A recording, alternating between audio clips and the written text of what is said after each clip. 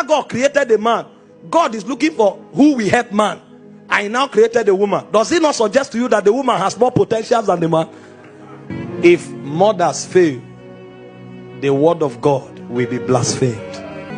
If mothers fail, you know, it takes a lot to be a mother. That's why God carries them through phases. First, you become a gear child, where you become aware of your peculiarities. You notice features that you have that is peculiar to you. And then you find these girls excited about their looks. A point comes where you have to grow beyond your body. And then you discover you become a lady. As a lady, your powers move from your features to your mind. Because you know that you have something to add to society. You become like a preserver of society.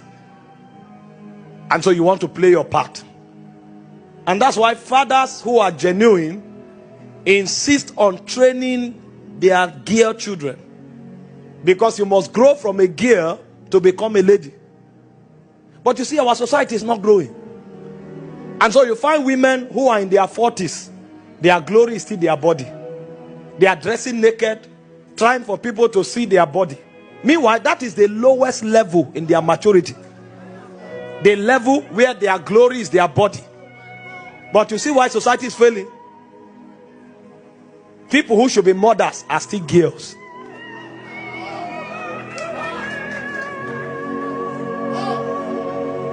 And so you look at society today, it's all about body. They don't know that if they don't grow to motherhood, the word of God will be blasphemed. So God is carrying them through a process. There's a time where you enter puberty, you see features. That's your lowest level. Then you enter the mind, you develop the mind. Because you will have to raise kings and nobles.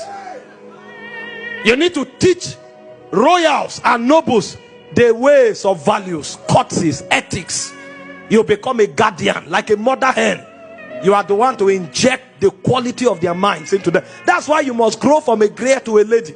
But you see the problem, most of them became ladies and they declared independence.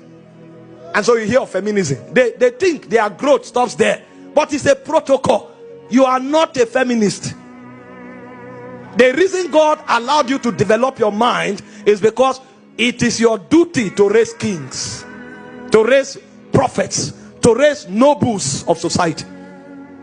So you mature from a gear to a lady, then you enter the level of becoming a wife.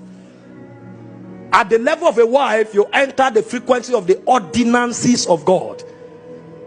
Although you have the power to be independent, but you submit your will, you submit your independence, you submit your abilities to your husband. Because the propensity of the woman is enormous. God knows that if she is not under authority, she can destroy the world. Because she's an incubator. After God created the man, God is looking for who will help man. I now created a woman. Does it not suggest to you that the woman has more potentials than the man? The one who is helping you, does he not have more potential than you? So in order for that potential to be managed, God now decided to place him under the man. So the reason a woman becomes a wife is because she accepts the ordinances of God. It is under that submission that God now permits her to become fruitful. That's why children come from marriage. Because if she's not under that government, what she will send as an errand to society will be terrible. And then when she becomes a mother, she becomes the head of it all. You know, you say a man is the head of a woman, but the mother is the head of even the man. That's what many don't know. Because all of us here, we were taught by our mothers. But our mothers first were wives. They came under authority. So God allowed their potentials. And the first thing she said was that the word of God will be blasphemed if motherhood is lost. Society will decay if motherhood is lost.